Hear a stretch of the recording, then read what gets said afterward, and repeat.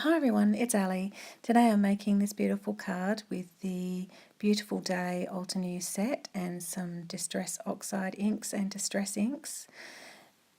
And the first thing I've got is just some watercolour paper, not particularly expensive or thick, just some everyday watercolour paper bought in a pad and the Altenew stamp set. I'm going to use that outline flower there. And I'm going to use my Misty to stamp, or my mini Misty, to stamp that flower. First I just use my anti-static tool there to take away any static on the paper so that the embossing powder doesn't stick to where I don't want it. And then using a Hero Arts white pigment ink to stamp that on the white paper. And I did it twice because it's quite a thin line on this stamp, so for embossing it really needs to be stamped twice so that you get a nice line. And I'm going to use the Emboss Resist technique for this card with the Distress Oxides. So I actually ended up stamping that flower twice. I sometimes do two because I'm never sure which one is going to turn out better. So I've got two there and I've heat set that with my heat gun. And now I'm going to do the leaves in the same way. So just getting out the leaf stamp and doing it with the white Hero Arts ink and white embossing powder, and then heat setting it with my heat gun. And I've done that 3 times on that piece. Just heating that to set it. And that's all finished.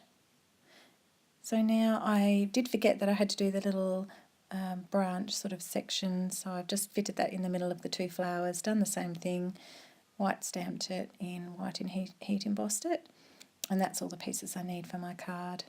So now I'm going to move on to the Resist technique with the oxides, and I've got the Wilted Violet Distress Oxide and the Worn Lipstick, and when I went to buy the ink pads they didn't have the ink pad for the Worn Lipstick, so I just bought the re-inker instead so that I could use the colour. I'm just tapping the edge of the Wilted Violet on my piece of acetate there, and then just tapping really the Worn Lipstick on there. I'm not really squeezing the bottle, I'm just tapping the liquid that's sitting on the end. And then I'm going to spritz that with just some plain water, and then I'm going to lie my piece of watercolour card on the top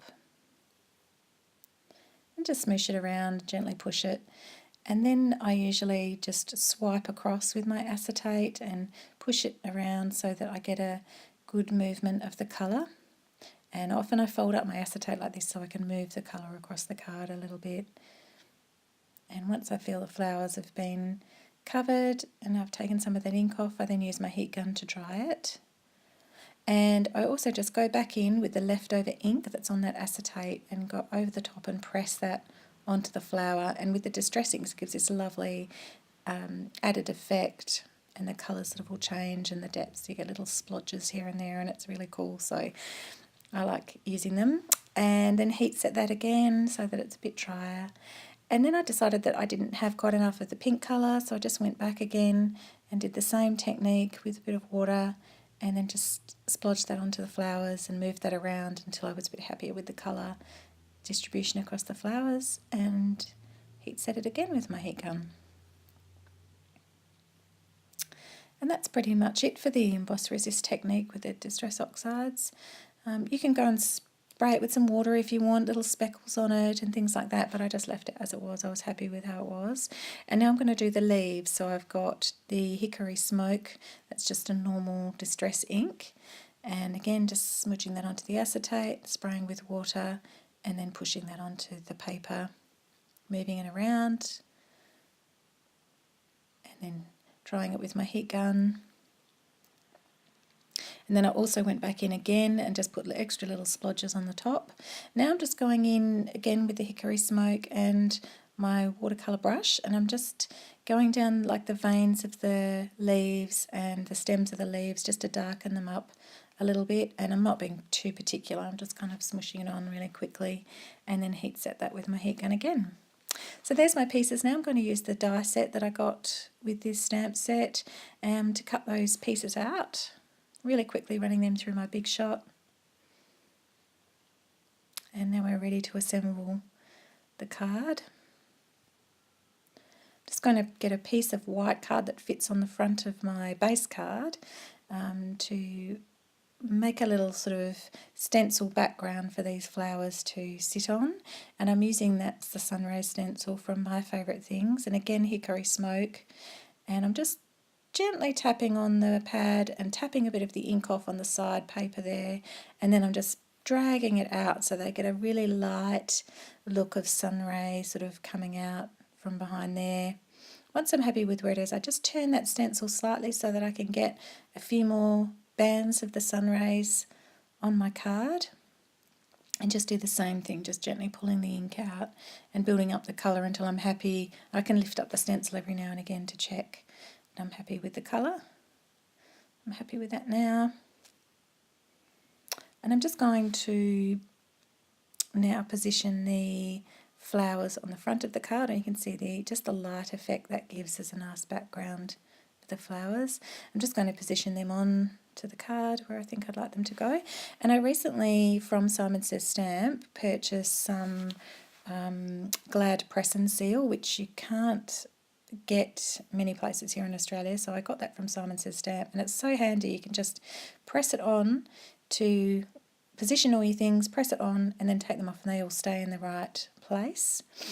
And then you can actually glue them. I just usually turn it over like this, and I'm going to put up some 3D foam at the tops of the leaves so they sit up a little bit, and then I'm going to use double-sided tape on the rest of the flowers, just on that section, so that that sits flat on the card. And the press and seal is great, and then you can just turn it over, position it on your card, and push everything down. Just like that. You don't have to remember where anything goes or take a picture or anything. It's just all in the right place. Gently peel it away, and then it's all stuck. And you can actually reuse that piece lots and lots of times. So I just keep the press and seal in little pieces like that. Now I'm going to use the Sending and Wishing set from Simon Says Stamp, just the wishing die out of that set, because on the Beautiful Day set there's Wish You a Beautiful Day. And so I'm just going to use the wish from the die set there, run that through my Big Shot and cut off the ing, just use the wish part.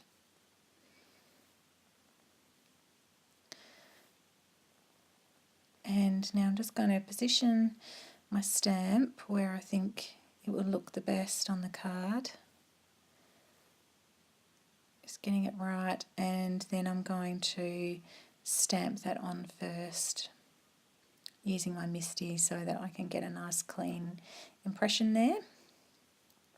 I use my Versamark ink, and I'm just going to cover over the wish, because of course I don't want that to stamp out, because I've got that in my die cut anyway. So I use a piece of post-it note there, just stamp over the top, then remove the mask, and then stamp onto the card. And then I can just attach my die cut now, and I just attach that using multimedia matte glue and a precision tip as well that I purchased for that glue. Just stick that on, and not forgetting the little dot for the eye. I've just picked up a bit of glue from elsewhere and stuck on the little eye for the wish, little dot for the eye. And then I just need to attach that piece onto the front of my card, a white card base, and I just do that with double-sided tape. And press down. And I just wanted to put some little sparkles on, and I've got some really small sequins from Pretty Pink Posh that I've just bought, so I decided I was going to just randomly put dots of glue around and stick those on. So I'm just sticking those on just to give it a little bit of sparkle here and there.